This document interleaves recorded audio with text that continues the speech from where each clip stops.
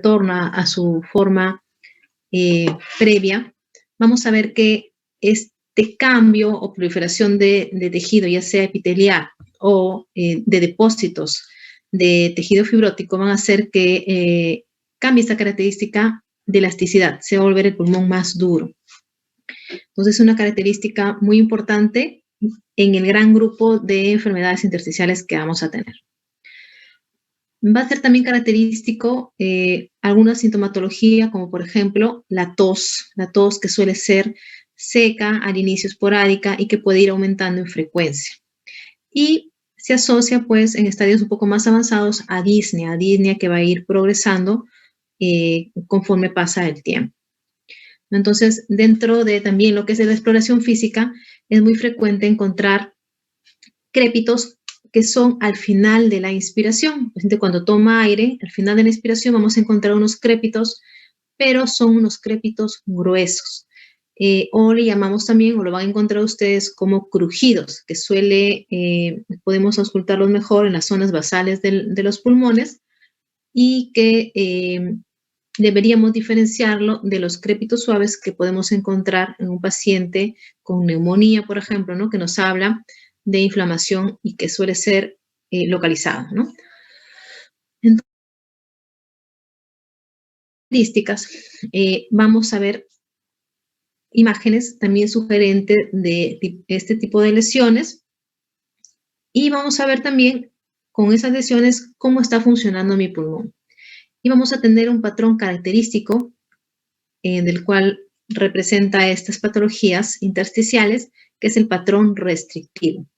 Pero debemos tener en cuenta que la espirometría, al ser este examen, nos va a ayudar a tener el dato o nos va a decir los datos de lo que son el volumen o el flujo de volumen expiratorio.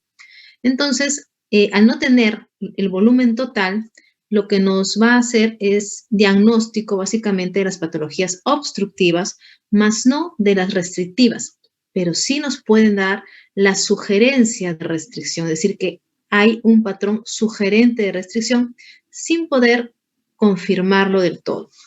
Esto nos da pie, pues, a tomar mano o usar algún otro examen más específico para la restricción. Dentro de ellos, el específico sería la pletismografía, en donde vamos a poder tener el volumen total del paciente y también el test de difusión de monóxido de carbono, que nos van a dar datos específicos. Pero hablando de espirometría, recordemos pues que debemos tener en cuenta los volúmenes y las capacidades. Dentro de el flujo expiratorio vamos a poder cuantificar el volumen que sale del pulmón, que el paciente puede de manera forzada eliminar.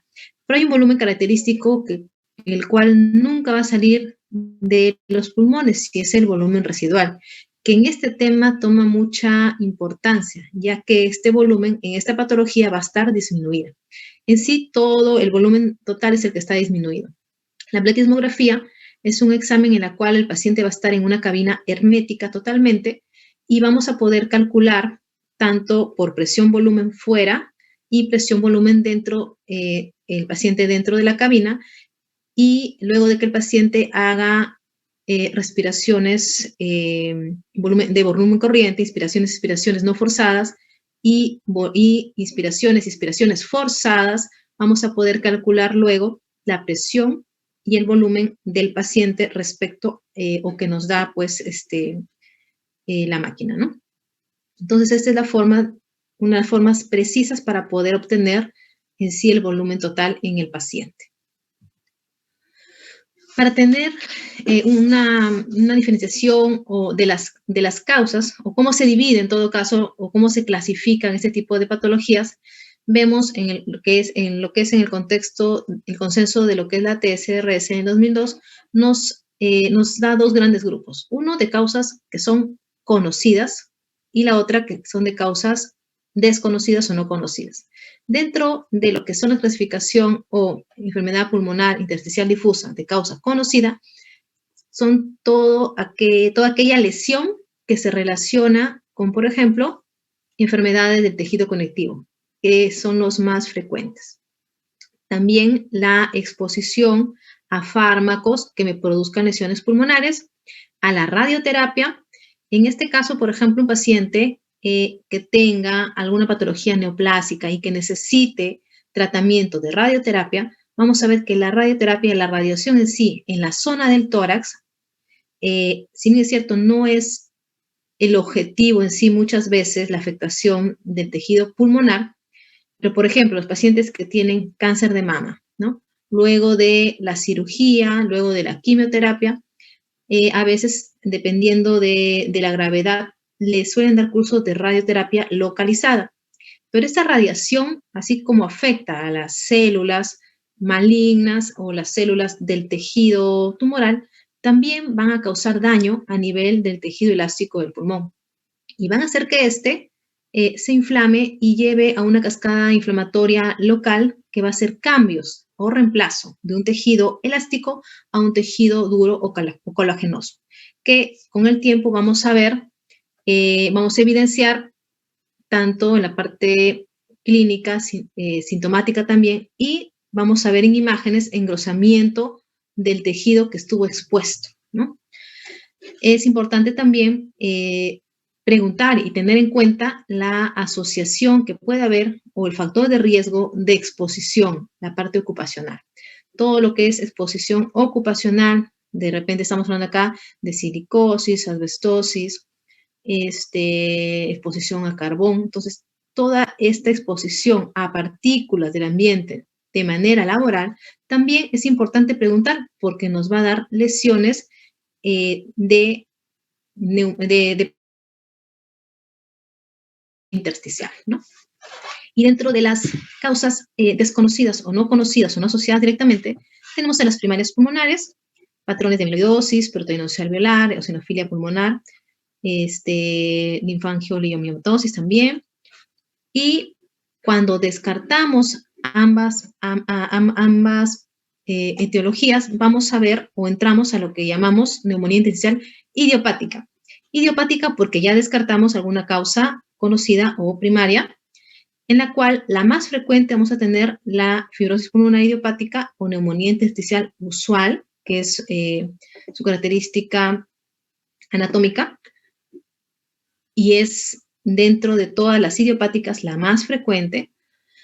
Y luego las otras que tienen patrones histológicos característicos y también patrones tomográficos muy característicos también, ¿no?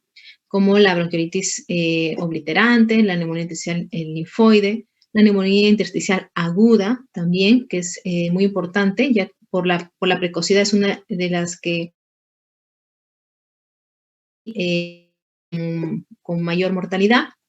La neumonía intersticial no específica, la descamativa y la criptogénico organizativa. Entonces, ¿por qué son importantes? Porque cuando ya hacemos el descarte de las causas en sí que nos pueden llevar a las patologías intersticiales, a estas las llamamos idiopáticas y tienen ciertos patrones característicos. Luego tenemos lo que es la clasificación en 2013, en la cual hay una serie de unos pequeños cambios que se han podido darse en lo que le clasifican neumonía intersticial idiopática mayores, las raras y las inclasificables, ¿no? Entonces, cuando hablamos de idiopáticas, después de haber descartado alguna causa primaria o una asociación directa, vamos a ver dentro de las principales o más frecuente la neumonía o la fibrosis pulmonar idiopática o neumonía intersticial usual, dependiendo del patrón histopatológico. ¿Por qué es importante? Porque aquí vamos a encontrar lo que ustedes deben haber escuchado o leído, lo que son las lesiones en lo que llamamos panal de abeja, ¿no? Son las lesiones más severas que se pueden llegar a dar en esta patología intersticial.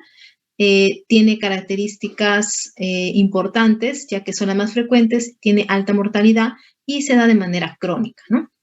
La contraparte es la neumonía intersticial no específica, lesión vidrio de lustrado, en la cual vamos a ver un tejido inflamatorio como si fuera un vidrio catedral y que no llega a panalizar, o en todo caso hay una panalización muy, muy escasa, suele ser más localizado, y es importante diferenciar ambas presentaciones, ya que esta sí tiene buena respuesta cuando usamos, por ejemplo, corticoides, ¿no?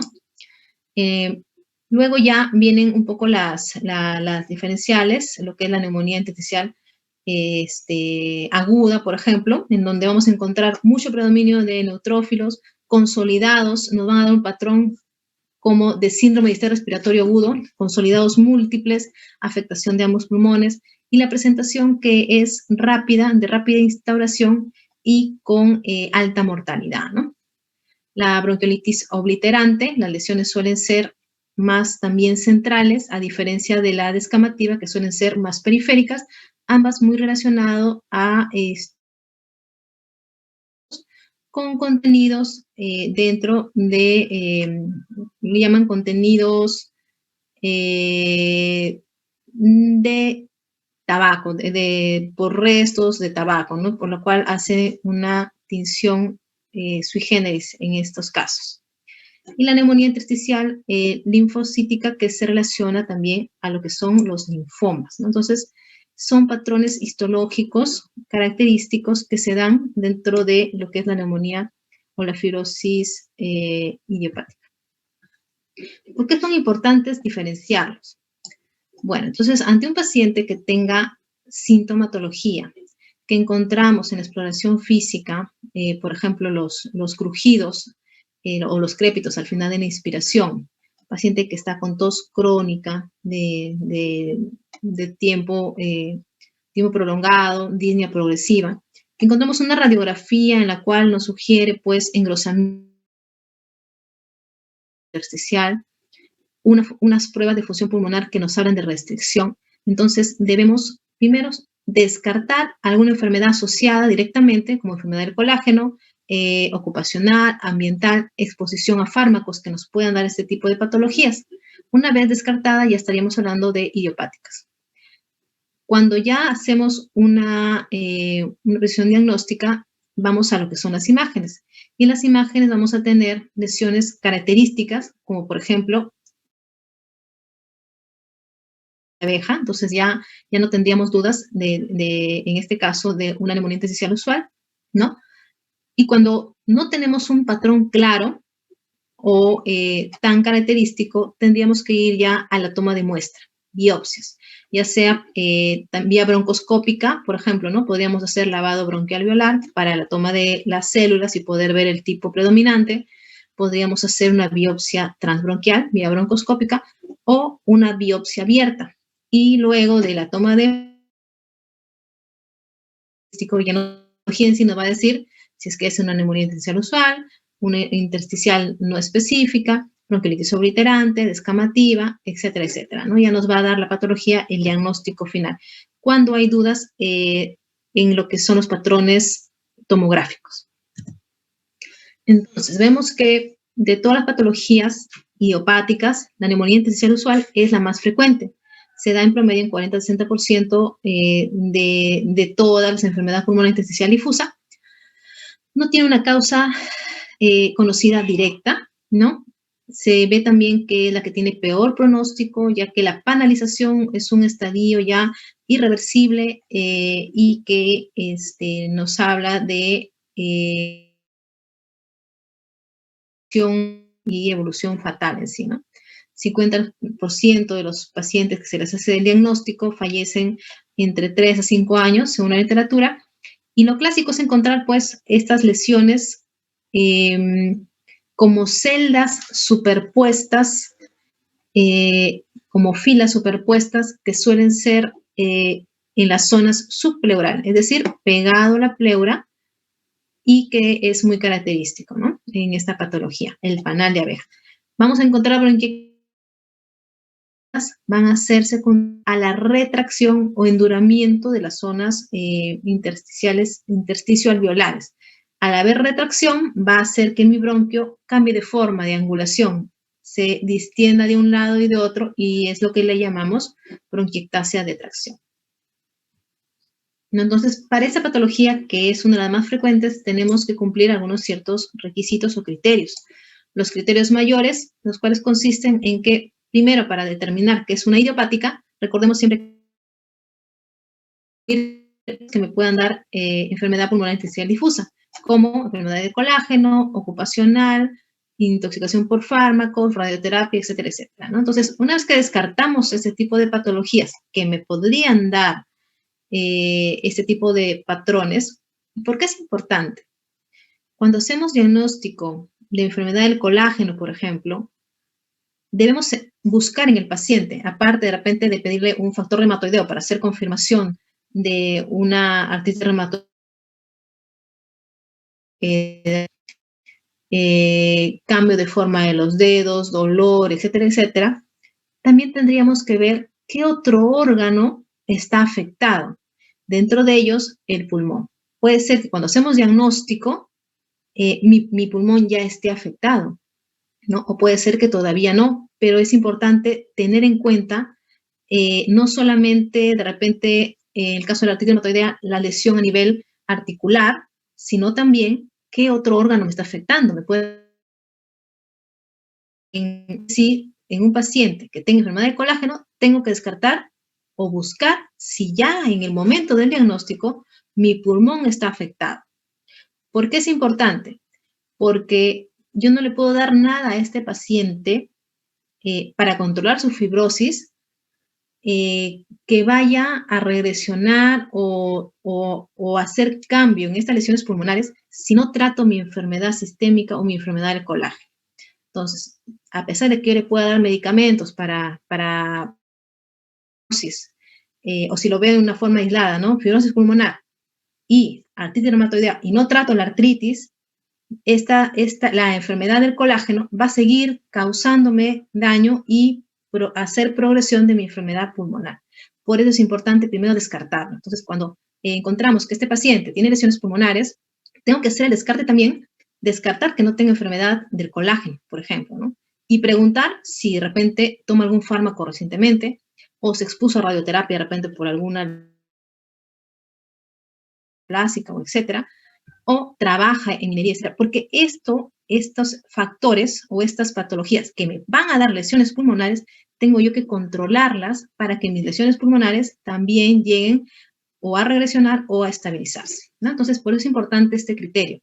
Tengo que descartar otras causas de lo que es enfermedad pulmonar intersticial difusa. Vamos a tener que, en un paciente con sintomatología y que sospecho de neumonía intersticial usual, ver que su patrón cuando hago el test de difusión de monóxido de carbono, debo tener restricción a ese nivel. O si le hago supletismografía, patrón restrictivo, ¿no? Entonces, es importante ver que la función pulmonar en sí debe haber una marcada restricción. En lo que son imágenes, también debo ver que en las imágenes vamos a encontrar, como la imagen anterior, ¿no? Lesiones sui generis o muy sugerentes en este caso, ¿no? Y cuando se hace lo que es la biopsia transbronquial o lavado bronquial alveolar, vamos a descartar otros diagnósticos alternativos, ¿no? Entonces, estos criterios mayores deben de cumplirse sí o sí, más vemos también que esta patología se da en pacientes mayores, no se da en pacientes jóvenes, suelen ser mayores de 50 años en promedio, ¿no? Se presenta disnea, que es crónica, estamos hablando en promedio de más de 3 años, y a la auscultación vamos a encontrar estertores al final de la inspiración, o lo que son los crépitos gruesos, que deben ser persistentes. ¿Qué significa? Que para diferenciarlos de presencia de secreciones, debo hacer que mi paciente tosa y no debe desaparecer estos ruidos, estos crépitos. Cuando desaparece es cuando llamamos sucrépitos y es secundario pues a movilización de secreciones. ¿Qué entonces pediremos? ¿No? Después de hacer descarte de enfermedades sistémicas, pediremos imagen sugerente de neumonía intersticial usual, anal de abeja, bronquiectasia de tracción, engrosamientos septales, ¿no?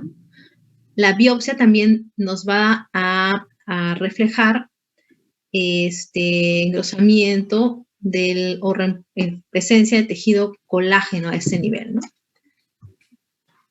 ¿Qué le voy a dar a este paciente? ¿Qué le podemos ofrecer? Estos pacientes estaban con antiinflamatorios, con corticoides, por ejemplo. Se les daba algunos otros medicamentos, azathioprina, ciprofosfamida, pero se vio en el tiempo, pues, que no hacían un cambio significativo en lo que es la mejoría del paciente o la pérdida de la función pulmonar. Actualmente se sabe que los medicamentos que nos ayudan no a revertir el cuadro de fibrosis, porque hasta ahora no hay ningún medicamento y que revierta su cuadro, pero sí estos medicamentos lo que hacen es ayudar a que no se pierda la función pulmonar tan rápido, es decir, disminuye el progreso de la pérdida de función pulmonar.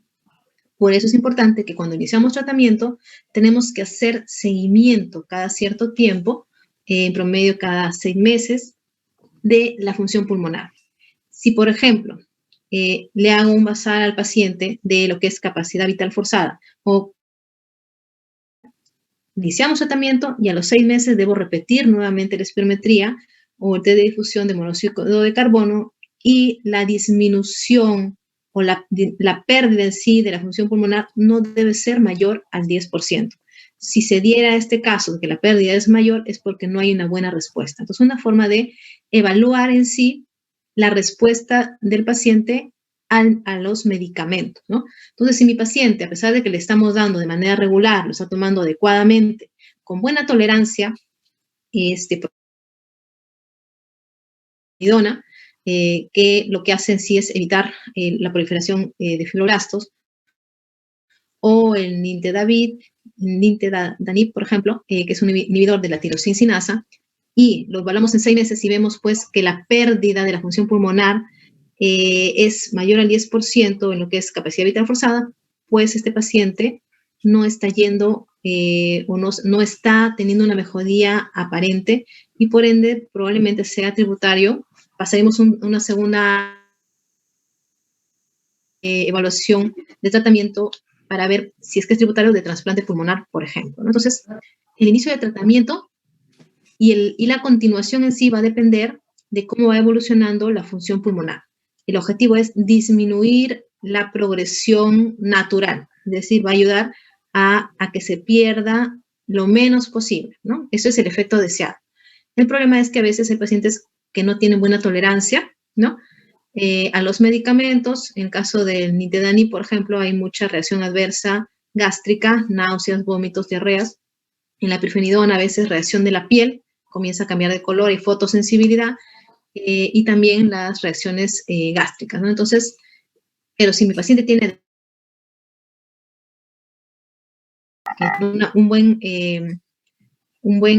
buena efecto positivo, en este caso, de pérdida de la función pulmonar, pues pasamos al siguiente nivel, en donde plantearíamos una opción de trasplante, ¿no? La contraparte o el diferencial o que deberíamos buscar en sí es la neumonía intersticial no específica. ¿Por qué es importante esta patología? Veíamos que en la neumonía intersticial usual, lo clásico era el panal de abeja. Acá podría haber, pero es muy escaso y su patrón característico va a ser el vidrio de inflamación, que puede ser más que crónica, un poco más subaguda. Responde bien al corticoide y ese es un dato importante. Antes se pensaba que primero se daba la inflamación, el vidrio de lustrado, y que evolucionaba a una etapa ya de panal de abeja. Ahora sabe que son diferentes entidades y por ende responden diferente también a los medicamentos. En este caso, el pronóstico es mucho mejor que la neumonía intersticial usual. Entonces, por eso es importante diferenciar entre uno y otro. Suelen presentarse, ¿cómo se llama? También en edades más tempranas. La neumonía intersticial descamativa vemos pues que suele presentarse con consolidados basales, asociado a lo que es tabaco principalmente. Nos va a dar, por el mismo hecho de la exposición, podría darnos también cuadros obstructivos y restrictivos a la vez, es decir, patrones mixtos. Las lesiones o consolidados suelen ser un poco periféricos y vamos a encontrar de los macrófagos, ¿no? Es característico. Semejante a lo que es la bronquiolitis obliterante, que también se relaciona a tabaco, pero la diferencia es que las lesiones suelen ser más centrales, ¿no? Las lesiones suelen ser más a los bronquios centrales y la escamativa un poco más periférica. Se da en parches, patrón ilustrado, y encontramos los macrófagos pigmentados también, ¿no? La neumonía intersticial aguda es muy importante.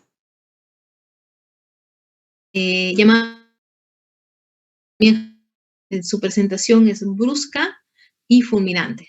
Evoluciona rápidamente a cuadros que simulan un distrés respiratorio agudo.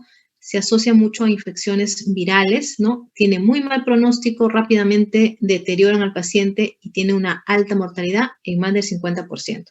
Por eso ahí su importancia. Y es la única de presentación aguda, ¿no? Las otras son crónicas o subcrónicas. Y la linfoide también es importante tener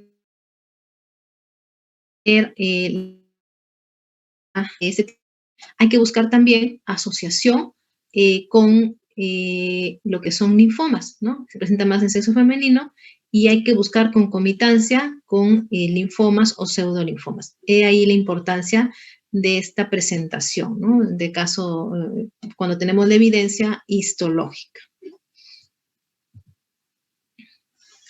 Y cuando hablamos de enfermedad pulmonar intersticial que se asocia al tejido conectivo, este tipo de lesiones pulmonares se dan en 20% asociadas pues a enfermedades del colágeno. ¿Qué hay que descartar? O entre las más frecuentes tenemos artritis reumatoidea a la cabeza, lo que es síndrome de Sjögren, esclerosis sistémicas, el lupus eritematoso sistémico, dermatomiositis y la neumonitis por hipersensibilidad.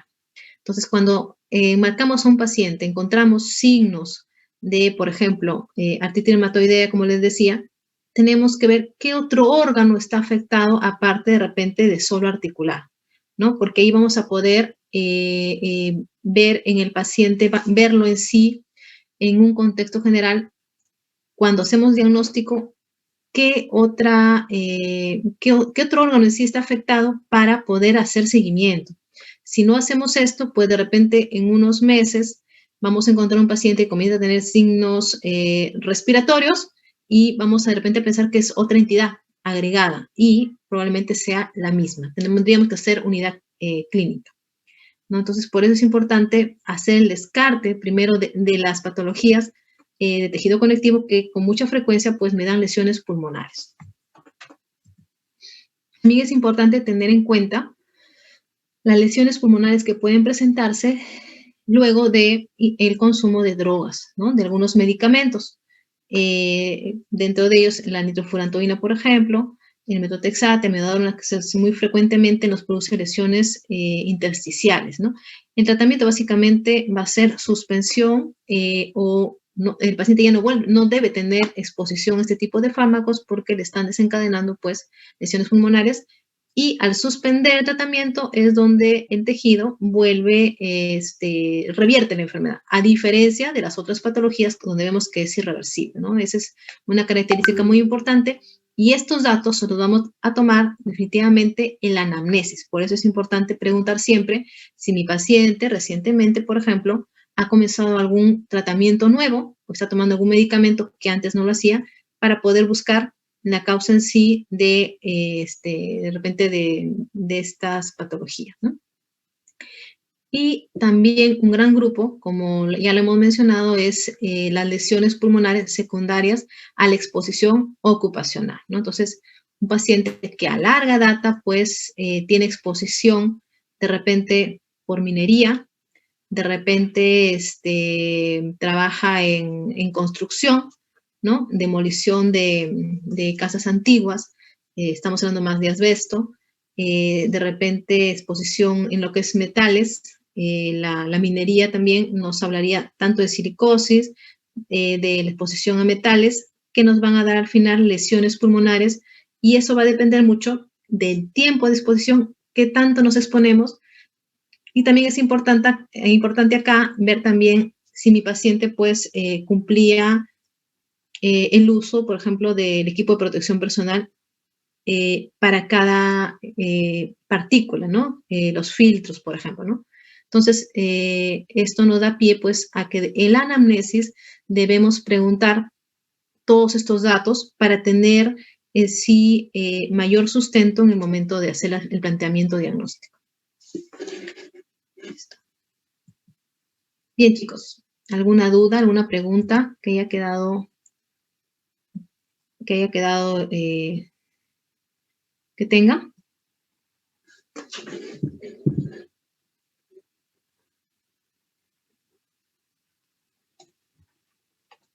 ¿Alguna duda del tema?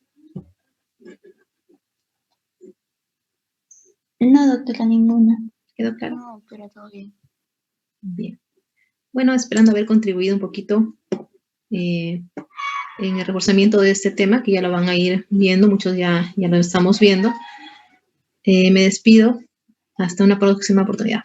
Chao, chicos. Hasta luego, gracias. Hasta luego, doctora. Gracias, Gracias, doctora. chicos. Nos vemos. Hasta luego. Chao.